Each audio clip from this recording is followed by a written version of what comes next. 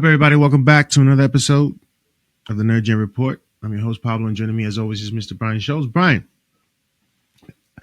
when I shout out to Tracy4994 because he sent me the link or the picture of the news, the rumors of Disney trying to sell Star Wars on the down low, shopping it around, seeing what people think about this IP, really, in terms of what it's worth. When I sent it to you, all I was thinking, like, DC is next, right around the corner. But Star Wars, the fact that they're trying to shop this around to potentials that have the money to pay any price for them, but obviously the numbers guys are going to sort of negotiate what this IP shall be, what the number is for this IP will be, if it even goes that far.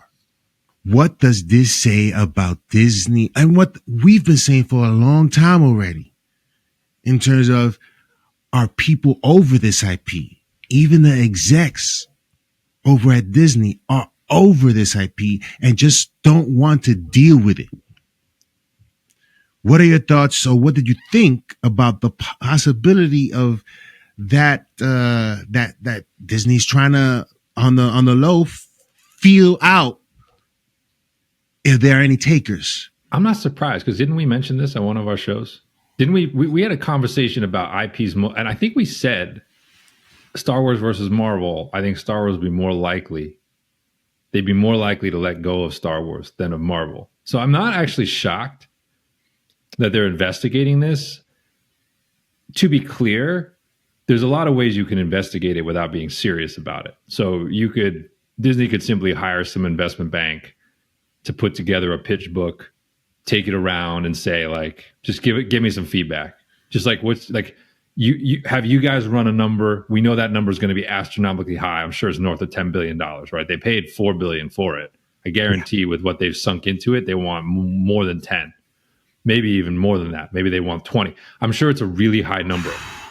But like they're going to send the bankers out there around Hollywood and around Apple and Amazon, all these places, say like, what's your reaction to this? If we really had this conversation, give me a hint as to where you would live in terms of a number. And then they would bring that back to Bob Iger. That doesn't mean they're that close to selling it, to be clear. Yeah. What it does mean to me is they would be first up. Right, that's the thing of like if they're not shopping Marvel, if they're not doing this with Marvel, but they're doing it with Star Wars, it tells you like Star Wars would be the more likely to go if it came to it. And obviously, we know Kathleen Kennedy may be ushered out, sort of like we maybe retiring, semi-retiring. There's change, right? There's change going on. But look, we talked about it. This IP has been soiled. I don't know how else to put it. Like it's been stained by the failures of the last trilogy. I think it's been stained by the chaos and the haphazard way that it has been metered out to audiences over the last, 10 years. Yeah. And I think they've diminished its value and they've been unable to keep it fresh and hot and hip with younger generations the way that they would have hoped to. Yeah. And that's probably led to this conversation around, with all it takes to spend on this, is it worth it? Are we getting our return to the level that we need to? And yeah, I mean, Disney, like everyone else, post the streaming war mistake that everyone made, quite honestly, in terms of how much they spent and lost on streaming. Everyone's looking for cash. Everyone's looking to recoup cash to varying degrees. Disney is not in the straits that Warner Brothers is in, but that doesn't mean that Bob Iger is above trying to clean up the house. We know he's trying to cut budgets on the Marvel side. Like, we know that they're trying to cut costs on the park side. Like, yeah. So if it comes to, hey, someone's going to give me a really big check to take a problematic piece of IP off my hands, maybe it's worth it before he re-retires to do that.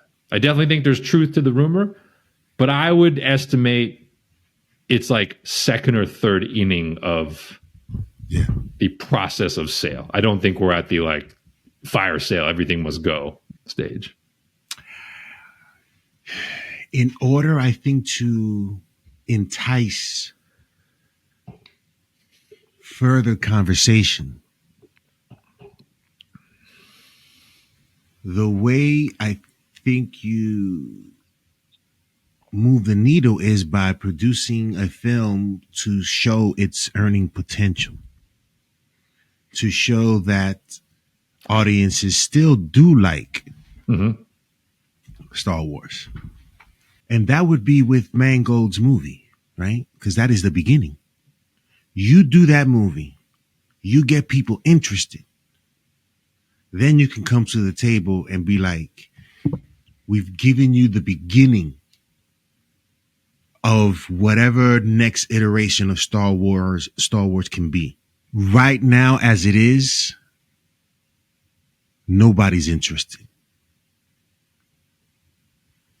Because you have a track record of not putting out good stuff. And you supposedly have the best of the best team for this, right? You have Filoni, you have Favreau, you have Kathleen Kennedy, who has, that was handpicked. The only way anyone else is thinking about is who's going to replace them and who's going to tackle that. Who do we put in charge? Because I'm not going to do it, right? It's just too big of a risk right now unless you set them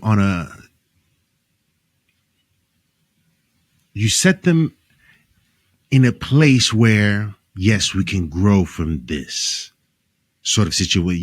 You help him see the light. Right now, there is no light. There just isn't for us to be like interested in it. Disney paid for it, but you want us to pay $10-15 billion for this and nobody wants to see it? That's a hard sell.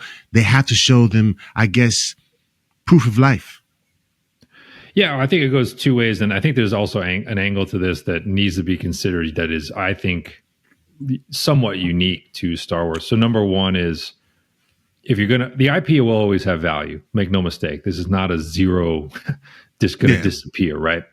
So if you're the buyer, clearly your pitch is going to be the IP is fading and is in a slump. So you want me to take it on? I'm not taking it on at a peak price, right? I've taken it on at a discount price. And Disney's like, you crazy. Even in a slump, this IP is worth however much more than any other IP besides Marvel or DC that you could get your hands on. And this is the only one for sale. So you should pay a premium price. That's what we call a bid ask. That's how that works. So what it does make me think, though, is if Disney is serious about this, there will not be a successor to Kathleen Kennedy inside. Why? Why would you, if you're Kevin Feige, why would you take that job? You're going to take that job and then the IP gets sold out from under you and the new house fires you? Like, you're never going to do that. Nobody worth anything is going to step into that seat, which kind of means that, like, watch that closely, because I almost feel like if you do see Favreau and Filoni or Feige named as the head of Star Wars, that will tell me that Disney's not selling it.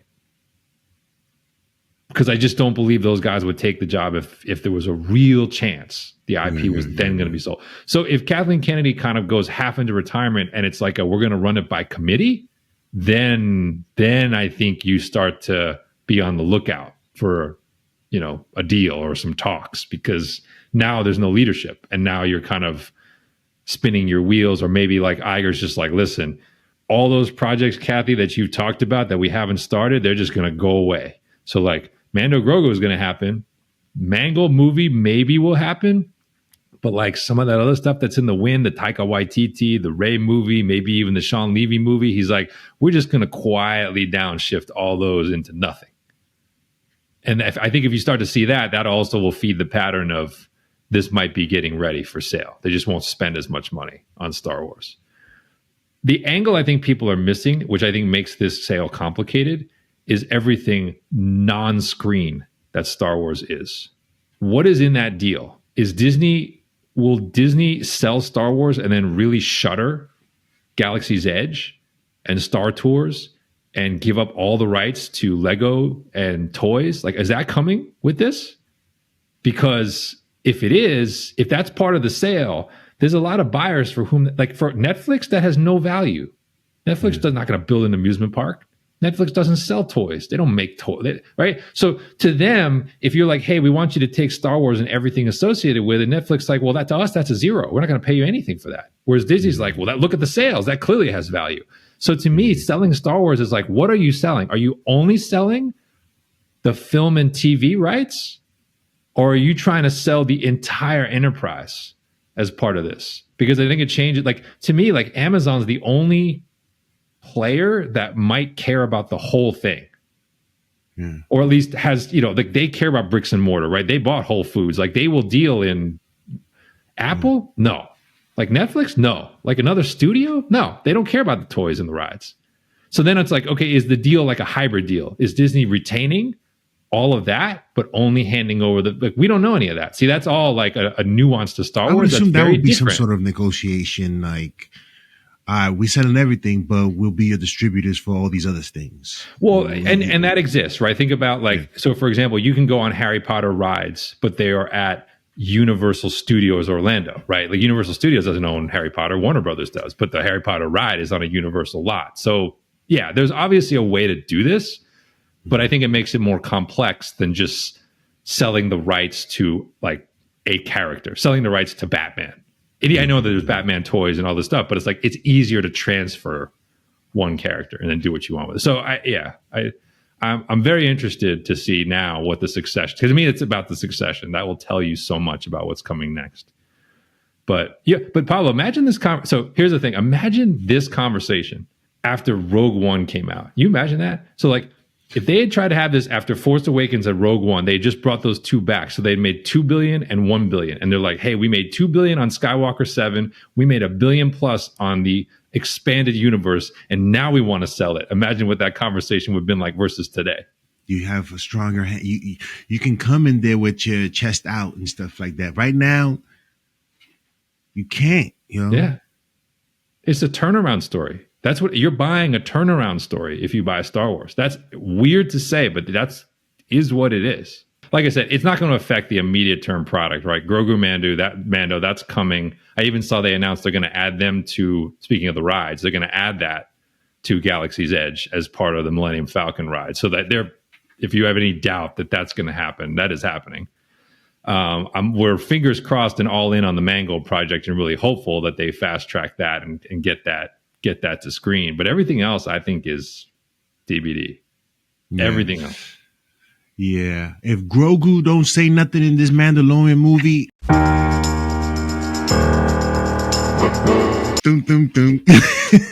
I'm out. He got to do something. Yeah, let us know in the comment section below what you guys think of the possibility of what would be the number that you'd pay for it? Let us know in the comment section below. What would be the number that you'd pay for it right now? And had it been what Brian pointed out after Star Wars 7 and Rogue One,